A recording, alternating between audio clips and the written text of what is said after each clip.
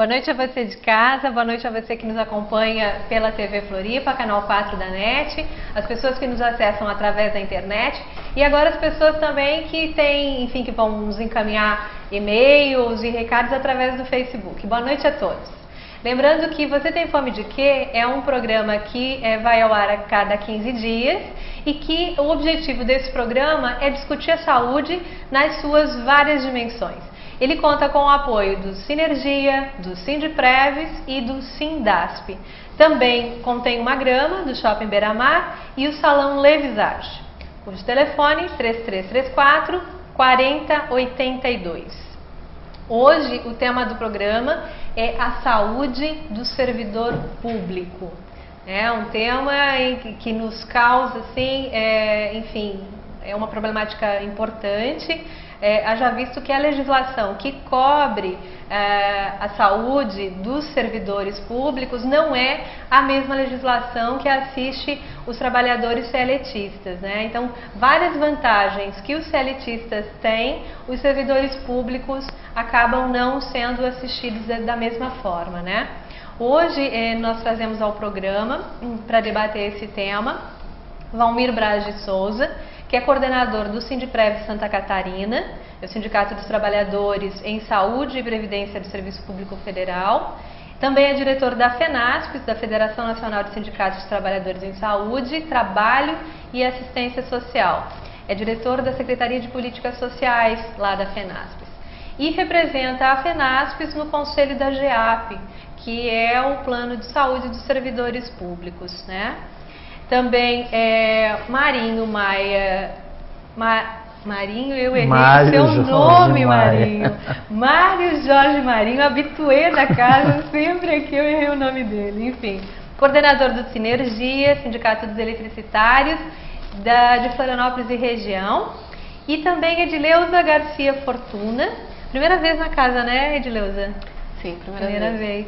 Que é diretora do Sindisaúde, faz parte da Secretaria-Geral nessa pasta. Boa noite a todos, bem-vindos. Boa noite. Eu sempre digo para as pessoas se sentirem em casa, então sintam-se em casa, né? Eu vou te perguntar o seguinte, Valmir, a gente sabe que o Sindpreves passou recentemente por uma eleição, né? A direção foi reeleita agora para um segundo mandato, né? Como é que foi um pouquinho desse processo lá, como é que isso aconteceu, antes da gente entrar na questão do... Como é que foi isso na base, tiveram apoio, como é que foi? Então, o Sindpreves completou esse ano 24 anos de existência. Essa gestão que hoje assumiu no dia 17 de outubro, ela vem de outras gestões, uma seguida, e para nossa felicidade nós somos eleitos aí com mais de 70% dos votos da categoria. Que legal, e isso é especial porque dentro do programa que a gente está discutindo aqui hoje, essa última gestão nossa teve uma participação muito grande na questão do nosso Departamento de Saúde do Trabalhador, que nós vamos estar discutindo aqui qual é o papel do sindicato, do serviço público nesse momento na questão da saúde do trabalhador. Então ela teve uma importância muito grande nesse momento eleitoral do Sindpreves. Que teve toda uma trajetória antes com relação à saúde, que, enfim, que permitiu que a base também conhecesse, né, as propostas e ações do Sindpreves nesse sentido. Ela teve um peso importante no processo eleitoral, nesses 70%, desses últimos 2 anos da gestão anterior. O Departamento de Saúde do Trabalhador, a política, o Sindpreves Santa Catarina está implantando ou está iniciando a implantação junto com a categoria, organizando junto com a categoria, porque é um debate novo dentro do serviço público. A doença não, mas o debate é novo. Mas a atenção, né? A atenção, então a gente está aí com prioridade nessa gestão, o Departamento também de Saúde do Trabalhador. E como é que anda? E como é que anda a saúde dos servidores públicos, então, do INSS, do Ministério da Saúde e da Anvisa? Como é que você tem visto isso? O que você tem encontrado? O que o Sindpreves tem observado na base com relação a isso? Nós temos o nosso departamento e temos o programa, né, Bem-Estar e Saúde, e nós estamos nos locais de trabalho tentando implantar políticas que a administração deveria estar implantando. Então, nós estamos suprindo espaço da administração. Hoje, são estatísticas reais, mais de 25% das aposentadorias do Serviço Público Federal é proveniente de doenças do trabalho, né? E aí isso é muito grave, porque a própria Previdência Social, o índice de afastamento por doença proveniente do trabalho é 6%. Então, no serviço público, esse índice é em 25%. Então, é muito grave. Por quê? Porque o Estado não tem política de recuperação, o Estado não tem política preventiva dos servidores. Né? Nós nos organizamos a partir de 88, o Sindicato de Serviço Público não tem, federal não tem CIPA, não tem essa organização. E eu sempre falo que nós, o movimento sindical, também se atrasou nisso. Né? Ela foi acordar, foi despertar nos últimos anos. E aí isso, quando a gente foi dentro de uma necessidade, o dia a dia começou a ter com que o sindicato visse que chegava um trabalhador no sindicato e dizendo: eu tive problema no meu local de trabalho e não tive o suporte da administração, o que o sindicato vai fazer? A gente não sabia o que fazer com aquele trabalhador. Então nós tivemos que estruturar o departamento. Primeiro fizemos uma reforma sindical, uma reforma estatutária. A reforma estatutária, criamos o Departamento de Saúde do Trabalhador. Em seguida, começamos a fazer a política e estamos engatinhando nisso. O Sindicato de Serviço Público está engatinhando nisso. Na federação em Brasília, a experiência nossa de Santa Catarina, a experiência do Espírito Santo, do Rio Grande do Sul e de Minas Gerais, é o pouco que a gente tem no Brasil todo, e a gente está tentando implantar isso a nível nacional, discutindo com o Ministério da Saúde, com o Ministério da Previdência. São políticas dentro da Seguridade Social.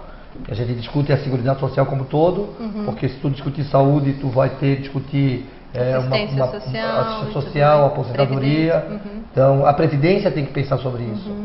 Então, esse é o caminho que nós estamos seguindo, que nós estamos... se já tem um modelo que é pronto, a gente não sabe. A gente é diferente um pouco da iniciativa privada. Né? A gente lá tem uma organização de muito mais tempo, tem CIPA, tem toda essa questão, e nós não. O nosso patrão é o governo federal, é aquele que cobra das empresas, né, que cobra se hoje uma empresa tiver um número de trabalhadores se afastando por doença de trabalho, o Estado, né, na sua representatividade, vai lá e intervém numa empresa dessa, através do INSS, através da Delegacia Regional do Trabalho, Ministério Público, e quem que intervém dentro do Estado que não faz política de saúde dos seus trabalhadores. Então é muita gente afastada. O INSS está com um índice muito alto de servidores afastados. No Ministério da Saúde a gente tem uma relação, como é diretamente os trabalhadores da saúde, tem uma relação menor, mas também tem problemas, porque hoje, com o tempo, não teve concurso, as pessoas foram suprindo o local de outros, trabalho de outros, envelhecendo, e tu não renovou a categoria. Então isso tem um índice muito alto de afastamento por doença proveniente do trabalho, que eles não acham que não. Se uma pessoa está com estresse, não tem nada a ver com o ambiente de trabalho, é na sua casa. Então tudo isso a gente está tentando mudar dentro da política do sindicato, e com uma novidade, não é uma novidade, é uma necessidade que hoje a gente tenta buscar, e é uma importância muito grande nessa nova gestão que assumimos agora.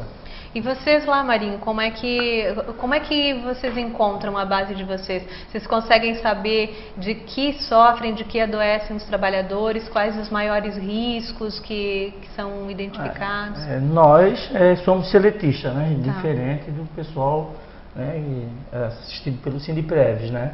Agora, no Sinergia, por exemplo, a gente já tem há muito tempo estruturado, né, essa questão que o Valmir coloca, é a Diretoria de Saúde e Segurança do Trabalho. Né? O nosso sindicato fez 50 anos agora, né, e sempre teve, para nós, a saúde e a segurança é muito importante em cima da questão que a gente trabalha, que é a energia elétrica, né? Algo perigoso que, se não mutila, mata. Né? Mas nos últimos anos... É um trabalho de risco, né? De alto risco. De alto risco. Então, insalubre, né? E hoje... morre um eletricitário no Brasil a cada 40 dias. A cada 40 dias? A cada 40 dias. De cada 5 mortes, 4 é terceirizado e 1 é próprio. Né? Então, um índice alarmante. Né? Mas nos últimos anos a relação de trabalho começou a trazer uma preocupação maior para a gente. Né, que é o adoecimento mental mesmo, né? Nós até nos encontramos numa palestra, né, de um outro sindicato onde você falou sobre o assédio moral, enfim. Isso, né? Então a questão do assédio moral, o assédio sexual, isso que o Valmir coloca, que as empresas passaram muito tempo sem fazer concurso público, sem renovar os seus quadros, também aconteceu na Celesc e na Eletrosul, né? Então, recentemente houve um plano de demissão incentivado, onde saiu 1000 e poucos trabalhadores da Celesc e entraram 1000 e poucos trabalhadores novos no mercado de trabalho. Pessoas com 20, 22 anos, 25 anos e que estão doentes. 5 anos depois, entraram em 2006 e hoje apresentam um quadro de adoecimento pela quantidade de serviço realizado. Né? A quantidade, a demanda é muito grande para o contingente de trabalhadores. A demanda é grande, nova tecnologia, programas de informática, aí a pessoa tem que desenvolver o trabalho dela diário, tem que aprender o novo e tem que dar conta.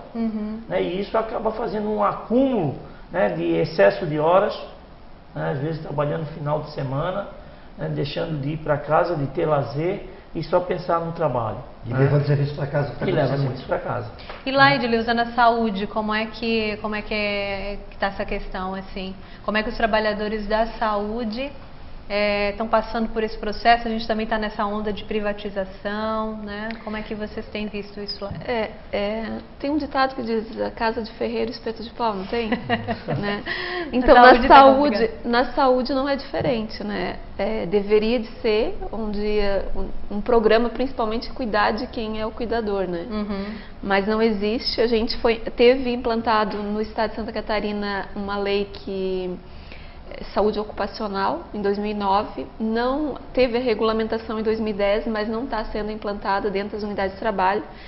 A gente tem um dado de uma pesquisa feita de 97 até 2005, que 34,88% dos servidores da saúde se afastam por transtornos mentais e comportamentais, e osteomolecular muscular é 15,44. Então, e tem uma função específica que tem mais afastamento, se é a enfermagem? É enfermagem. É quem lida direto com o paciente, né? Então, quem cuida mesmo, quem né? cuida direto com o paciente. Então, não existe uma política de saúde do trabalhador. Algumas unidades até têm aquele programa dentro, médico do trabalho e tal, mas uma política que previna a saúde do trabalhador não existe. Tanto que hoje os trabalhadores têm carga horária de 30 horas e trabalham 45, 50 horas semanais, com uma carga enorme de pacientes, com mais de 30, 40 pacientes, né? Outro dado importante é que com 14 anos de serviço, o trabalhador da saúde já está se afastando, se aposentando porque não tem mais condições. Né? Aposentando por invalidez. Por invalidez. E como é que vocês, aí a pergunta vai para todos e, enfim, cada um responda de acordo com o que surgir, né? Como é que tem sido as negociações aí junto à administração, junto a esse nível central que deveria estar pensando, né, e criando a possibilidade de não adoecimento, de organização do trabalho, enfim, você, Secretaria de Estado, o Marinho, enfim, aqui o Valmir, o INSS, o Anvisa e tal. Como é que tem sido, assim, primeiro as negociações e o que os sindicatos têm feito, né, com relação a isso, assim, a propostas de melhoria? Bom, o que o secretário da Saúde, a última conversa que a gente teve com relação à saúde do trabalhador, o absenteísmo é muito grande, a gente precisa realmente privatizar para acabar com essa questão de servidor público que tenha estabilidade, né? Se a gente coloca um trabalhador terceirizado que vai trabalhar uma carga horária de 40 horas semanais com salário menor, ele não vai querer faltar porque ele não vai ter estabilidade no emprego. Não se discute saúde do trabalhador, não é importante saúde do trabalhador para o gestor. Né? Eles gastam, eu estava vendo um dado, um ano, 3.300 casas poderiam ser construídas se diminuísse o número de afastamentos. Não é porque o servidor é malandro, como é que alguém vai ter condições de trabalhar 45 horas semanais dentro de um hospital e sair dali muito bem da cabeça, né? Bem dos músculos, bem, né? Não tem condições. É necessário, é urgente que se pense. Tem um agravante nessa história toda, que nos últimos anos a negociação do governo federal, ela trabalha muito com a questão da política salarial e com gratificações. Produtividade. E produtividade. Isso está fazendo com que as pessoas adoeçam, tenham que permanecer no trabalho. A gente tem casos de pessoas que estão fazendo quimioterapia, mas não se afastam do local de trabalho, né? Eles inverteram uma lógica total, porque senão ela vai diminuir o salário dela, ou quase 70% do salário dela no INSS, tem tudo isso. Eles tentaram, o governo federal tentou implantar uma política de saúde do trabalhador, mas que vem de cima para baixo, e eles não conseguem, eles não ouvem a base, eles não ouvem os trabalhadores, eles não ouvem as entidades que representam os trabalhadores, que recebem todos os dias essa demanda dos trabalhadores que vem no sindicato e diz: eu não aguento mais, o meu chefe também seria todo dia, se eu trabalho 6, ele quer que eu trabalhe 8, se eu trabalho 8, ele quer que eu trabalhe 10. Se eu trabalho por 1, ele quer que eu trabalhe por 2. As pessoas que têm um problema, nós tivemos um caso no Hospital Florianópolis, que o trabalhador estava carregando um vidro, o vidro quebrou, machucou a perna e o braço, e eles não fizeram nada. Então, os amigos que levaram para o hospital, depois recorreu ao sindicato, o sindicato entrou na justiça, para que o Estado, no caso, se responsabilizasse por esse trabalhador, porque nós não temos garantia nenhuma. Não tem política do Estado para isso. E os trabalhadores estão se afastando e ainda sendo taxados de malandros. E o pior disso tudo é que acaba botando o trabalhador contra o trabalhador. Porque quando diz que as metas, além das metas individuais, tem as metas coletivas. Então, se eu faltar porque estou adoecido, os outros me cobram, vou estar em casa e aí nós não vamos ganhar, não eu vamos vim doente porque tu não vem. Nossas metas, então isso é muito ruim. No nosso caso, não acontece isso nas metas, mas acontece em cima da hora extra, por exemplo. Porque a hora extra, dentro da Celesc e da Eletrosul, por exemplo, virou salário. Incorporou a gratificação e a hora extra no salário. O trabalhador não consegue abrir mão disso, abre mão disso, incorporou no orçamento dele. E aí, quando a gente vai lá na base conversar com eles, lá vem o sindicato para acabar com nossa hora extra. Só que, como a gente trabalha com um produto perigoso, né, no nosso caso, a gente diz para ele, o adoecimento, né, que vem, tu pega uma pessoa que trabalha no operacional dessas empresas com 20 anos de casa, ele está fisicamente detonado, né? Tem lá sua boa casa, seu bom carro, mas valeu a pena? Quando a gente conversa com os familiares, né? Recentemente a gente estava conversando num grupo lá de funcionários da Celesc e uma das companheiras lá do trabalhador disse o seguinte: olha, depois de 15 anos os meus filhos têm um pai e eu tenho um marido, porque ele recusou fazer a hora extra. A gente demorou alguns meses para aguentar, se acostumar com um orçamento mais baixo, mas agora a gente vive feliz, imagina. A gente passeia, a gente vai à missa, a gente tem qualidade de vida. Né? Pois então, a qualidade de vida aliada à saúde, né? Como é importante que o trabalhador perceba, né, quanto vale a saúde dele, né? E quanto é difícil também mostrar para o trabalhador o valor, né, da saúde. Porque a gente que está envolvida nessa questão da saúde do trabalhador, normalmente a gente percebe, né, do trabalhador que ele se dá conta disso só no momento do afastamento, só no momento em que, enfim, que ele está com uma doença muito grave, enfim, só nesse sentido. Tu perguntou sobre o que a gente tem nos acordos coletivos de trabalho, né? Nós temos 1 minuto. É que nos anos 80 a questão da saúde no meio sindical era uma questão muito forte.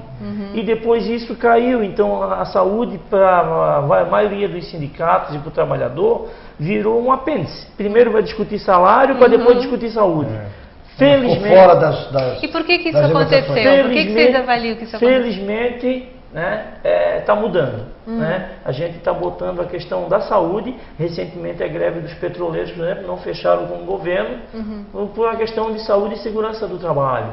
Né? Então a coisa está mudando. Né? A gente está priorizando realmente a saúde, né, a dignidade no local de trabalho, né? Não é à toa que aí Sindiprév, Sinergia estão fazendo atuações junto aos trabalhadores no local de trabalho, né? Modificando, dando mais qualidade de vida, e isso para nós está sendo significativo. Então, nos nossos acordos coletivos de trabalho, a gente tem colocado muita cláusula, né? Muito programa para a saúde e melhorar a saúde do trabalhador, né?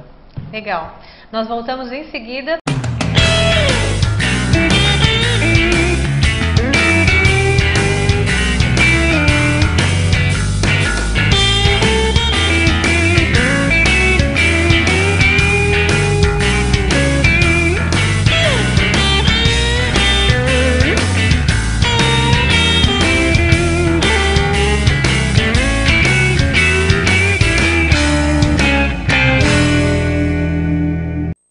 Nas noites de quinta-feira, muita informação para você aqui no Canal 4. 7 da noite, Justiça. A análise e a opinião sobre os fatos do momento com Romeu Falcone. Às 7h20, Viajando com o Biquíni. A nova visão dos lugares mais espetaculares numa viagem de imagens e detalhamento comandada por Mônica Magalhães. Às 7h40, Arte e Cultura, a valorização das obras e seus autores numa conversa diferente com Nazareno Lessa. 8 da noite, Vida Inteligente, a verdade sobre cada um de nós em relação ao universo em que vivemos, numa abordagem direta e objetiva com Eustáquio Andréa Patounas, o grego. 9h15, Grisa TV, um olhar pangrisiano, a melhor forma de conhecimento do eu interior para uma vida cada vez melhor com a clareza e experiência do parapsicólogo Pedro Grisa. Uma noite de quinta-feira para quem quer saber mais e melhor. TV Floripa. Você vê, você ouve, você sente a diferença. A pioneira das emissoras comunitárias de televisão em Santa Catarina.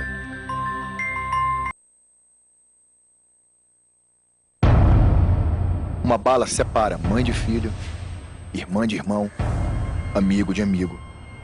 Alguém de seu futuro. Mas agora, a luta contra a violência pode unir todos para não separar mais ninguém. Devolva, não use, não tenha. Tire uma arma do futuro do Brasil. Acesse entreguesuaarma.gov.br e saiba onde entregar. Ministério da Justiça, Governo Federal. As cores de muitos continentes para pintar o brasileiro. As cores da África, da Europa, as cores das Américas, da Ásia. Mas se a nossa diversidade deve ser celebrada, por que crianças que nascem diferentes não têm direitos iguais? Crianças não nasceram discriminando. Participe. Cada um de nós pode garantir um país mais igual e sem discriminação para elas. Valorizar as diferenças na infância é cultivar igualdades. Uma campanha do UNICEF contra o racismo.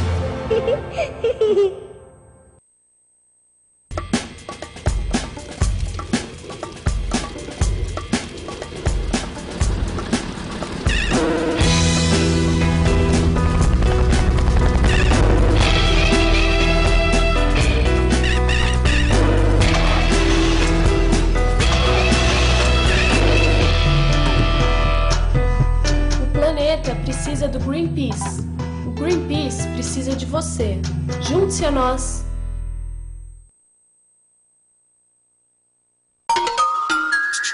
Você assiste a TV Floripa em seu computador. Basta digitar www.tvfloripa.org.br.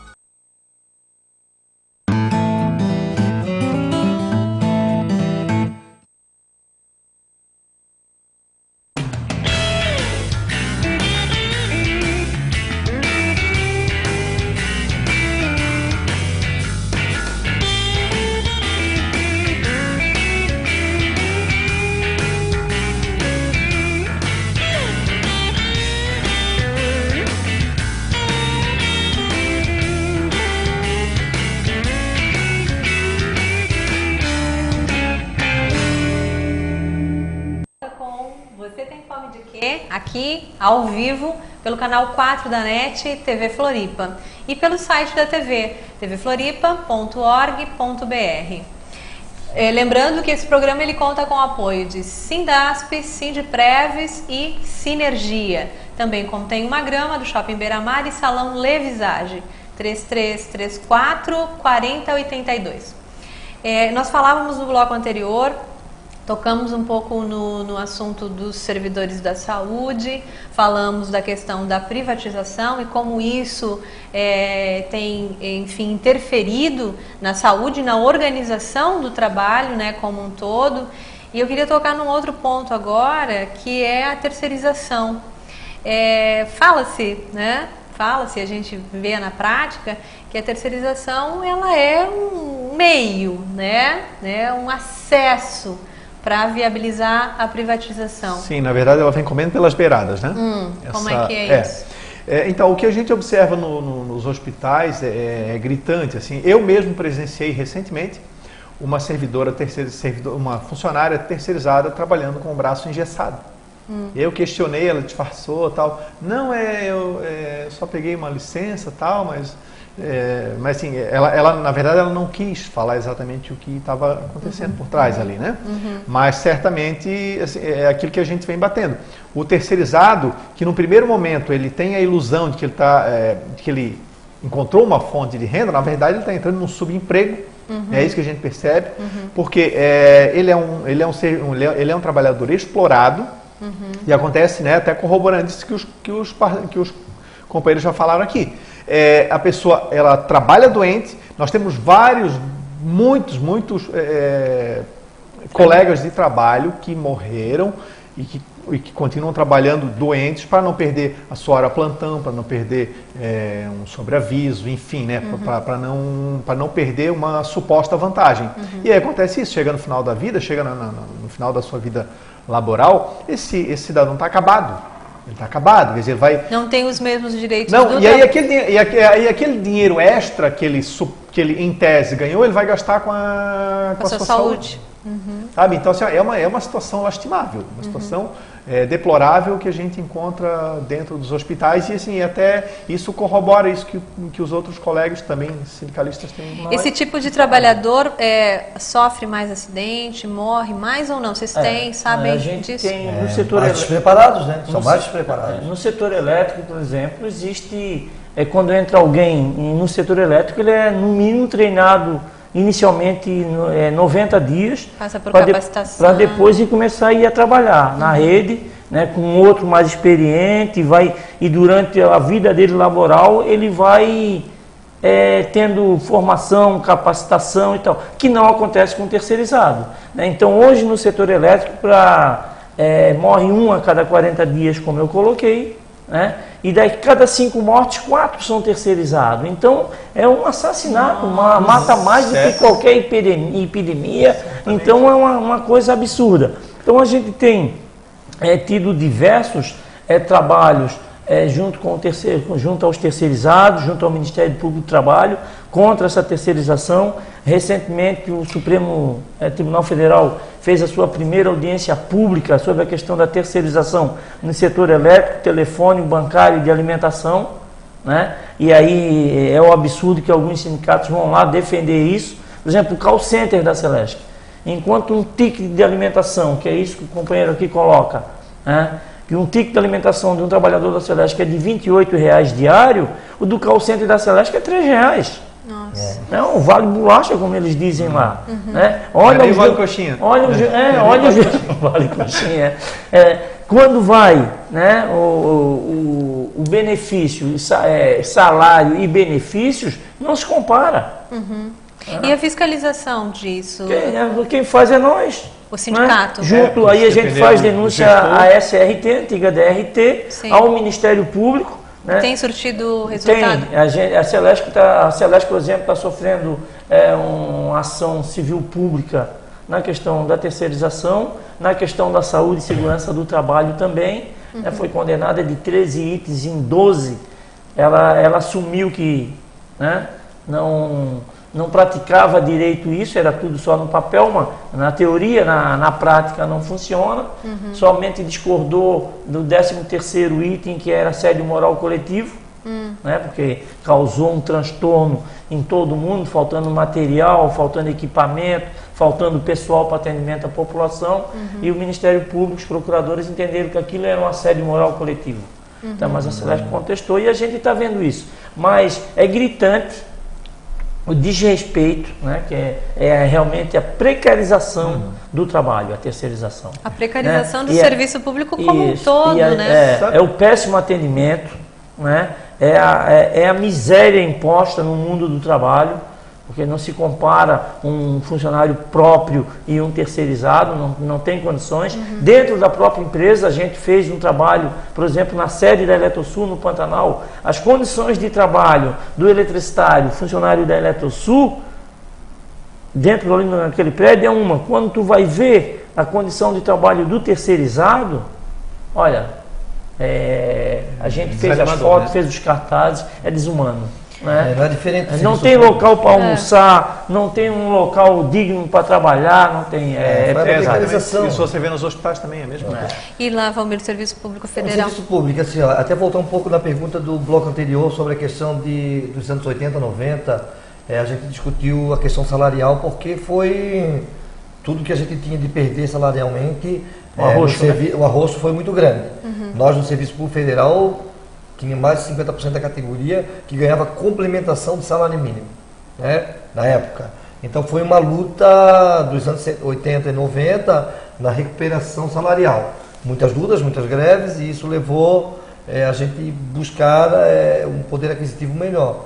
Só que isso veio as consequências de umas cobranças e não concurso, veio a terceirização para o serviço público também, que nós combatemos nas nossas greves, nas nossas movimentações, a gente colocava sempre na primeira pauta concurso público. Então isso aconteceu muito. Felizmente nós tivemos algumas parcerias importantes nesse trabalho todo, que é o Ministério Público Federal, que vem buscando essa situação.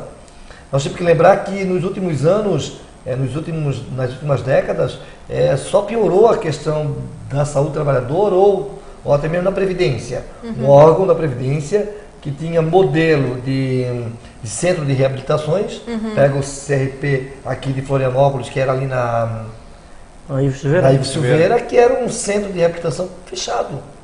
Fechado, não tem mais reabilitação, né, para os trabalhadores. Está fechado também? Aquilo não tem, e era uma oficina, tinha de tudo para adaptar o trabalhador a outro mercado, a readaptação dele. Porque hoje, a terceirização, tu bota o trabalhador hoje, aí é rotativo, não tem nem como preparar esses trabalhadores no atendimento, não tem como fazer isso.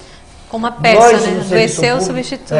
Nós, Serviço Público, além da questão da saúde, onde o Cinepreves, junto com o Cine Saúde, a gente tem essa relação com o Serviço Público na saúde, na Previdência, o atendimento, é isso que às vezes outros trabalhadores não conseguem ver, que aqueles trabalhadores que estão no balcão do lado de casa são trabalhadores igual a eles, que têm que cumprir metas, que têm que cumprir horários, e não estão conseguindo se levantar do seu local de trabalho para ir ao banheiro.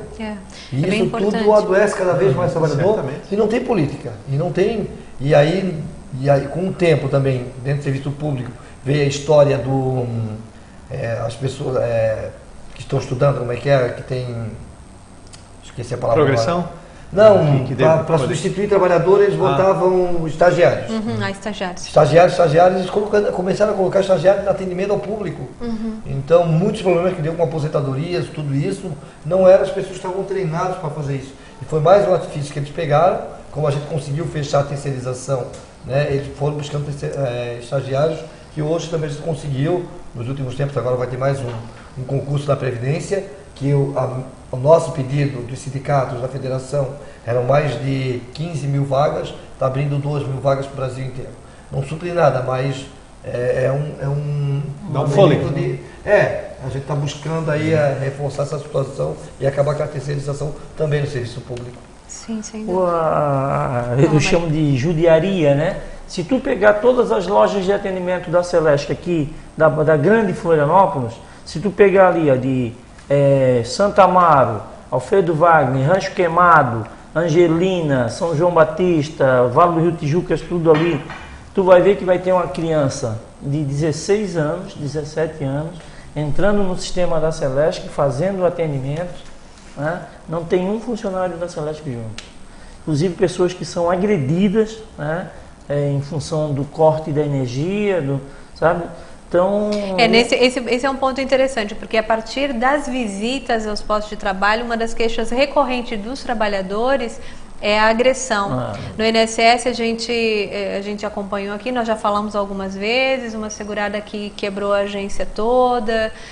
Hoje, inclusive, num posto de atendimento da Celesc, nós também ouvimos o relato de um assédio, né, a um trabalhador. Isso tem sido comum? Diariamente a gente recebe ligações no sindicato, e isso é no estado inteiro, sempre de algum atendente que é um trabalhador. E aí quando o cara vai lá é porque ele está com um problema na energia ou um problema de pagamento, então ele vai lá para ser...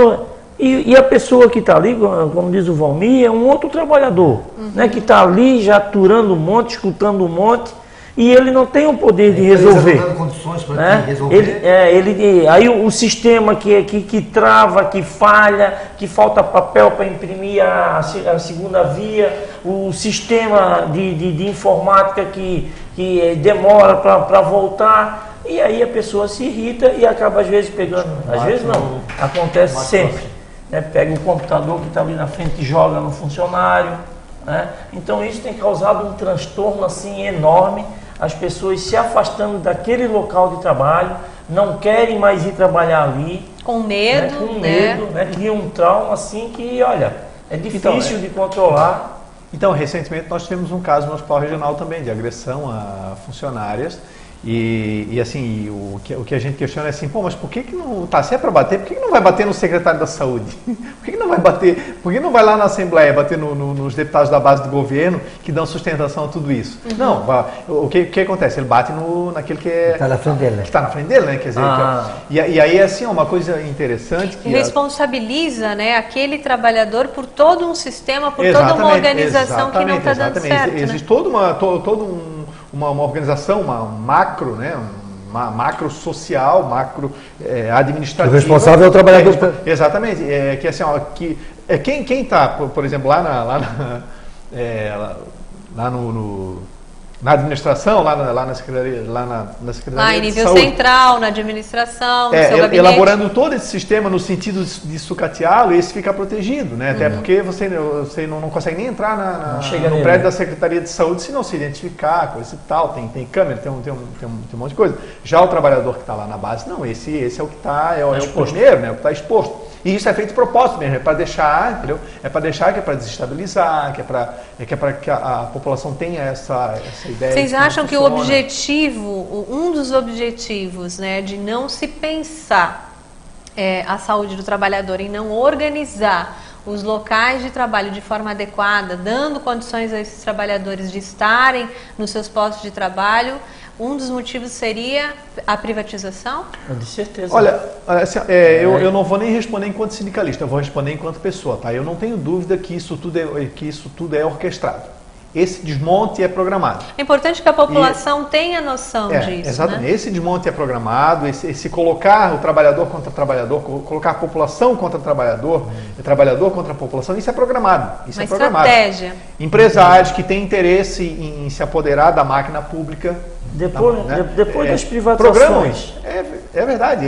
Depois das privatizações de 97 no setor elétrico, por exemplo, a Celesc a gente conseguiu manter ela pública. Então, de 2001 até 2008, a Celesc foi considerada a melhor empresa distribuidora de energia do setor elétrico, inclusive a nível de América Latina.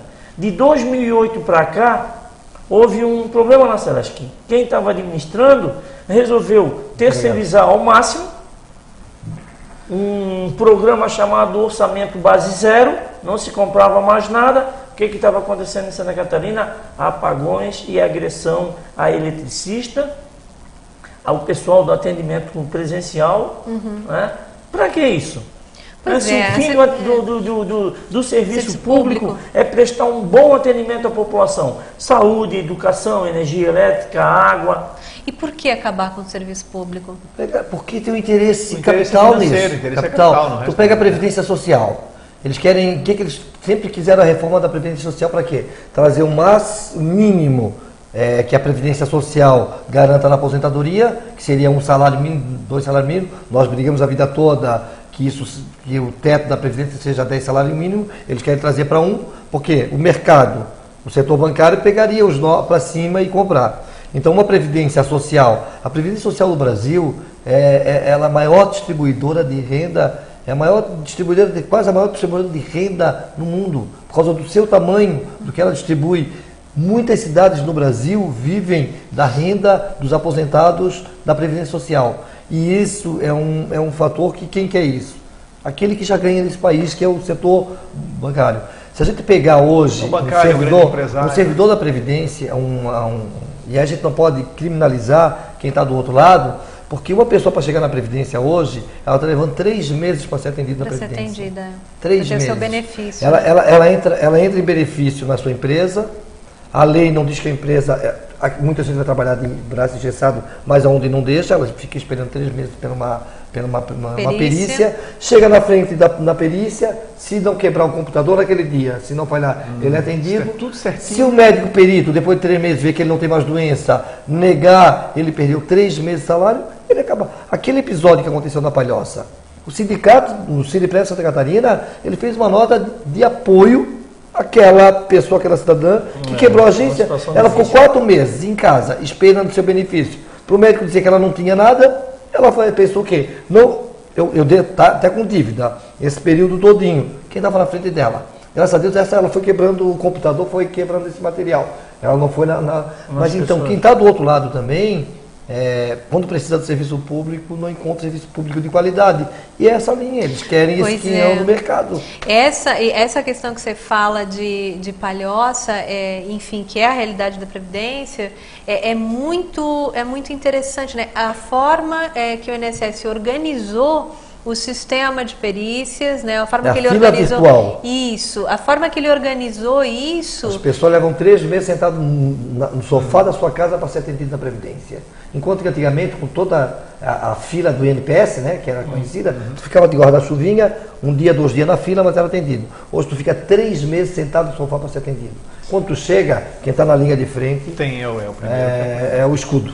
E qual é a alternativa para isso que vocês veem? Qual é a possível solução para fazer o enfrentamento dessa situação? Primeiro, concurso público. Tem que ter. Né? Quem tem que dizer de quantos trabalhadores se precisa para atender uma população são os trabalhadores. Né? Então, hoje, no caso do setor elétrico, existe uma agência criada na época da privatização, a ANEEL, que é a Agência Nacional da Energia Elétrica, que determina que a Celesc tem que ter um custo de folha de pagamento de X e tem que ter 2.700 trabalhadores para atender uma população de Santa Catarina, que é quase totalmente energizada, 97, alguma coisa do estado é energizado e tem que ser atendido e bem atendido. Aí se compara com uma empresa lá do Nordeste com um relevo diferente, com um estado pouco energizado, né, com a condição climática toda diferenciada, aí diz, não, o que vale para aqui vale para lá. Não é assim, não funciona assim. Nós precisamos de X de pessoas para atender, assim como na educação, como na saúde, em qualquer lugar. Quem sabe é quem está ali na frente atendendo. Não é um iluminado, como a gente chama, que chega lá, acha um Y lá, um X e diz, olha, é com quanto que nós precisamos tocar. Em função do quê? Do lucro. Inclusive as empresas públicas hoje estão atrás do lucro financeiro. Não existe mais a preocupação com o lucro social, com um bom atendimento à população. E sim, esse lucro financeiro, não, nós temos que, as empresas estão com as suas ações no mercado, isso que o Valmir coloca, né, todo mundo atrás do dinheiro público, né? Aí esses dias a gente estava num debate, o deputado aqui na Assembleia disse, não, quem investe hoje no Brasil é o setor privado, porque o governo federal não tem dinheiro, o estadual não tem dinheiro e o municipal não tem dinheiro. Mas peraí, onde é que se vai pegar o dinheiro, o empresário pega o dinheiro para investir? No Banco Nacional de Desenvolvimento Social, que de social não tem nada, porque só joga dinheiro na mão da iniciativa privada. Essa resistência para abrir concursos, né? Existe uma resistência. O Estado mínimo. Criaram uma lei de responsabilidade fiscal que eles defendem. Nós temos lei de responsabilidade fiscal para quem? para garantir dinheiro para pagar juros a bancos, a banqueiros. Então, responsabilidade para quem?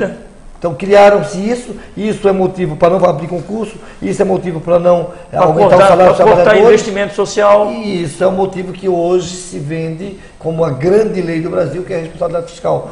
Irresponsabilidade social é o nome dessa lei. Irresponsabilidade social.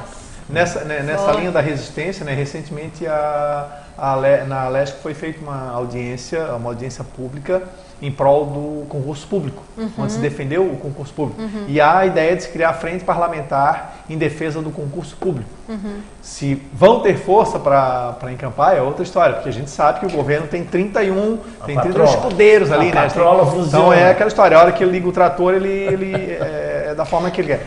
Mas não é só no serviço público, só uma coisa, não é só serviço público. Vai numa empresa privada, você vem, vai no Bradesco da vida, quantos profissionais está faltando ali, vai numa empresa de saúde privada, ver quantos funcionários estão precisando ali. Explorado, né? Eles não contratam mais, porque o lucro está acima de tudo. E aí sobrecarrega aquele trabalhador que está na ponta de uma forma desumana. Desumana, adoece e acontecem suicídios, como já aconteceu na Celeste, na questão da privatização lá em 98, dentro da Tractibel com suicídio dentro do próprio prédio e no Operador Nacional do Sistema Elétrico com suicídio dentro do local de trabalho também.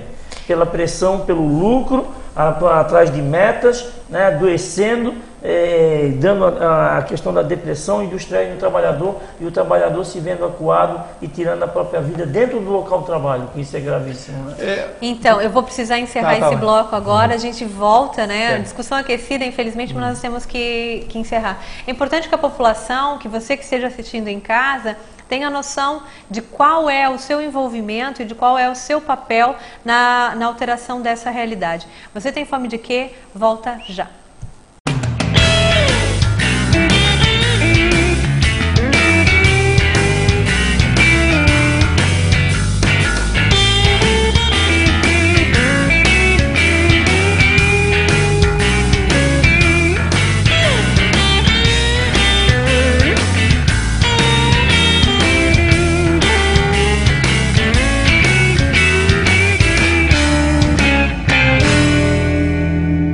Informação, entrevista, notícia, utilidade pública. Floripa em Foco. Sempre nas quintas-feiras, a partir de 2h30. A rotina de quem trabalha para iluminar a sua vida. A hora do Sinergia. E às 3 da tarde, os condomínios, suas regras, necessidades e ações. Sindiconde na TV. Sempre às quintas-feiras, Floripa em Foco. Aqui, no Canal 4. TV Floripa. Você vê, você ouve, você sente a diferença. Parceria público-privada, no caso da água e do saneamento, é como ter um amigo urso. Ele é até bonitinho na hora de ganhar a concessão para explorar a água como um negócio, porque ele sabe que vai ganhar muito. Mas depois, ele pensa sempre primeiro em lucrar mais e mais como toda empresa privada. E você fica na mão dele. Foi por isso que França, Itália, Argentina e Bolívia voltaram atrás e acabaram com as parcerias público-privadas. Defenda seu direito. Diga não às PPPs.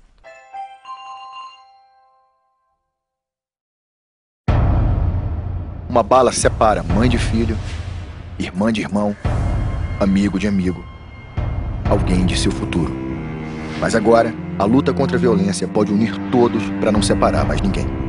Devolva, não use, não tenha. Tire uma arma do futuro do Brasil. Acesse entreguesuaarma.gov.br e saiba onde entregar. Ministério da Justiça, Governo Federal.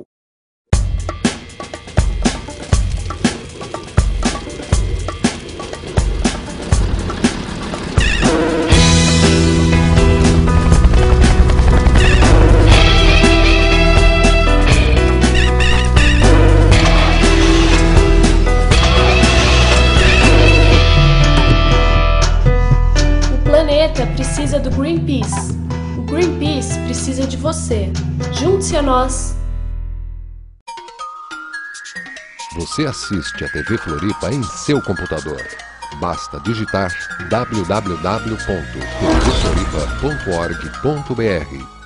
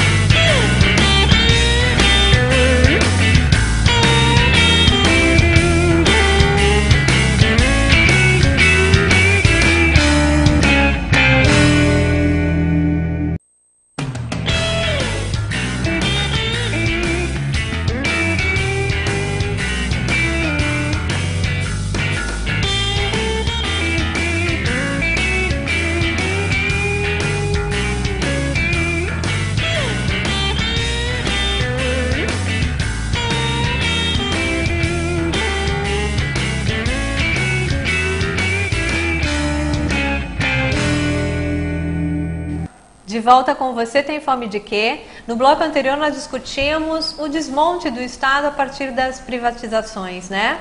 E, enfim, saiu uma provocação para o que a população pode fazer diante disso. Eu jogo a pergunta para vocês, o que vocês acham que a população pode e deve fazer? E quais os fóruns em que a população pode, enfim, encontrar apoio ou, enfim, no coletivo, como é que a população pode se organizar na tentativa de enfrentamento dessa situação que está acontecendo agora?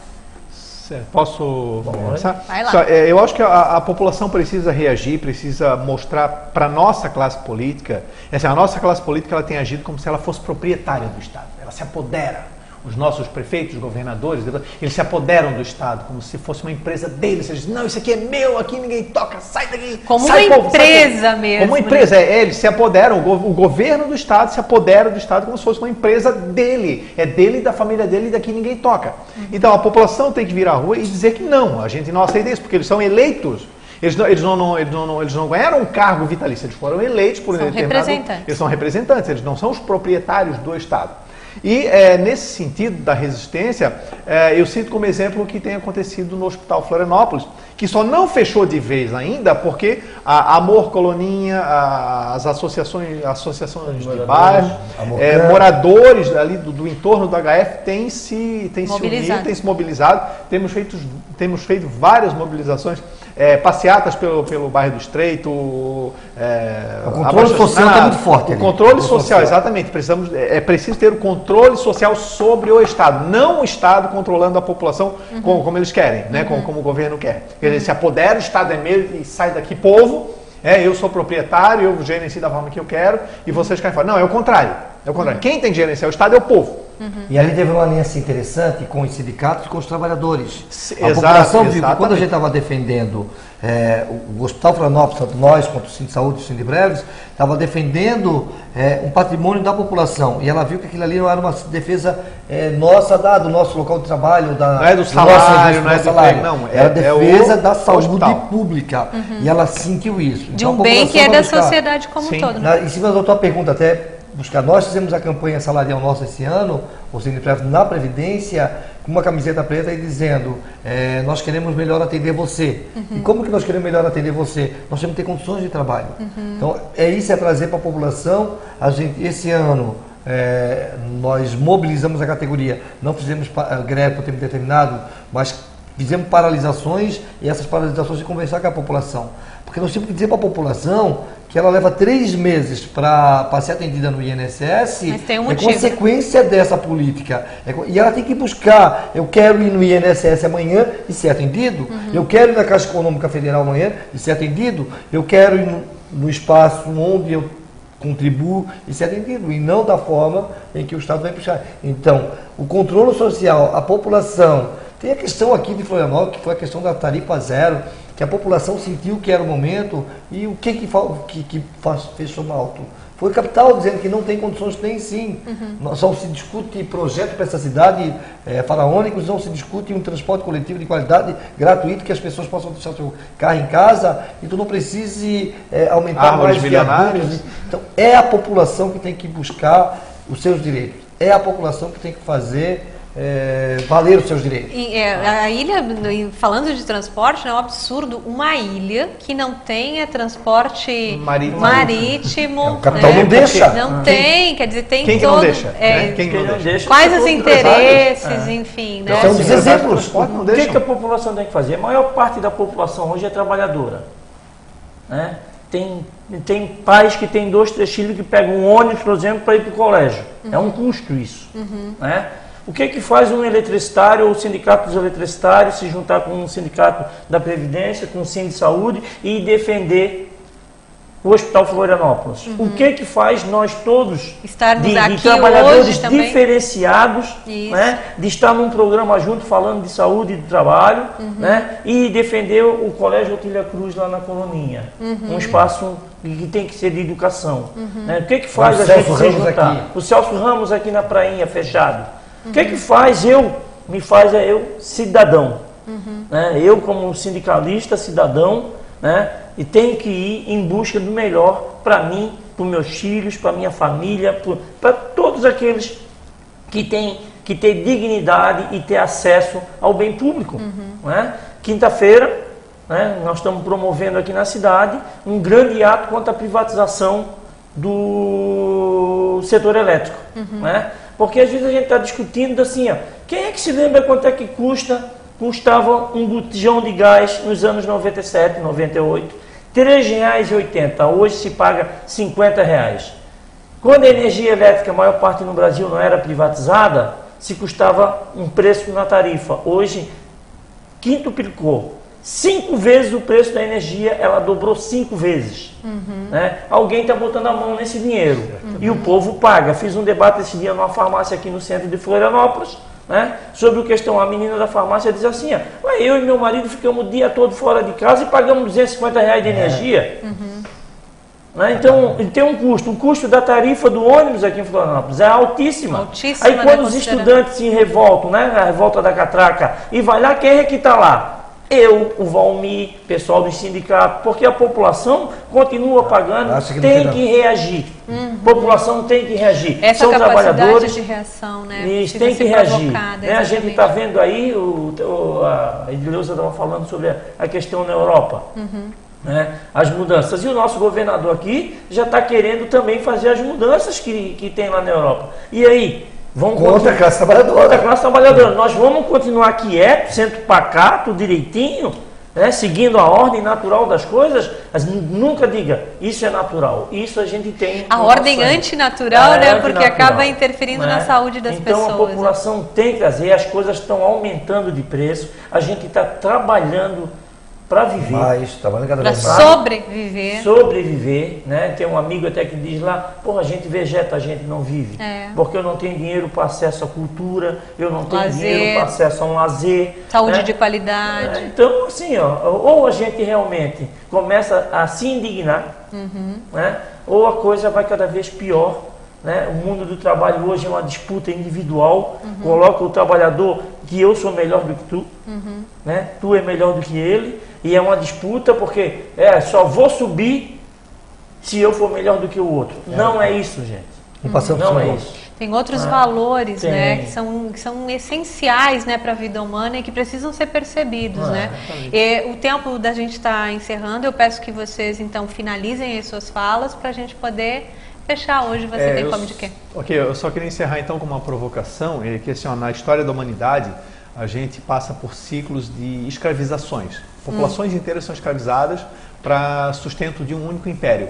E nós estamos no meio de um novo turbilhão, de uma tentativa de escravizar o trabalhador.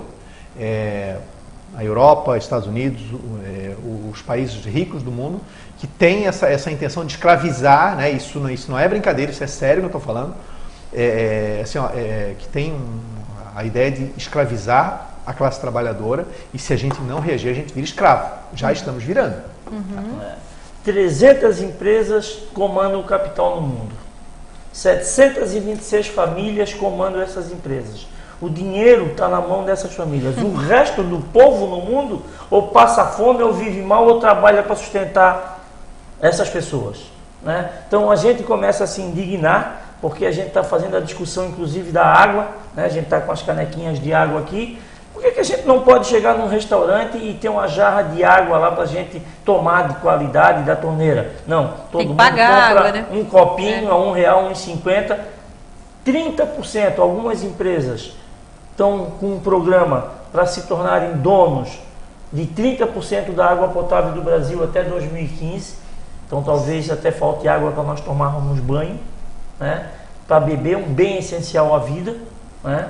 Então quando tu privatiza uma grande empresa de energia elétrica, tu privatiza um mundo de água, né? Então por isso que quinta-feira nós vamos estar fazendo a discussão sobre isso ali no Centro-Sul. Então a população, todos convidados, né? A participar do debate, né? Vai ser por favor, né? Vamos. É interesse de todo mundo, participem, né? O preço da energia é um roubo, eu como eletricitário tenho que dizer isso, mas é verdade, né? Mas a gente tem que fazer essa discussão e essa provocação, né? Então a gente convida a todos. Palmir? Finalizar e dizer que, felizmente, nós estamos num programa que a gente consegue fazer esse debate. Isso não está nos canais abertos, né? Isso. E é isso que também nós temos que recuperar ou buscar. e dizer que programas como esse é que recuperam aí, quem estiver ouvindo, dizer que tem que ir para a rua e lutar pelos seus direitos. Esse é o nosso papel na sociedade, como cidadãos e como representantes de uma classe ou representantes sociais. Nós somos formadores de opiniões e o nosso dever é dizer para a população que algo está errado. E isso tem que mudar. Representantes formadores de opinião que precisam do apoio da população para fortalecer a luta, que é de todos, né? Sim, que não é só do sindicato, não é de interesse de uma categoria. Que a categoria de cada sindicato se associa ao seu sindicato. Isso é importante, porque o sindicato precisa fazer a luta e ser fortalecido nessa luta, né? Difícil encerrar esse programa hoje, mas nós precisamos ir.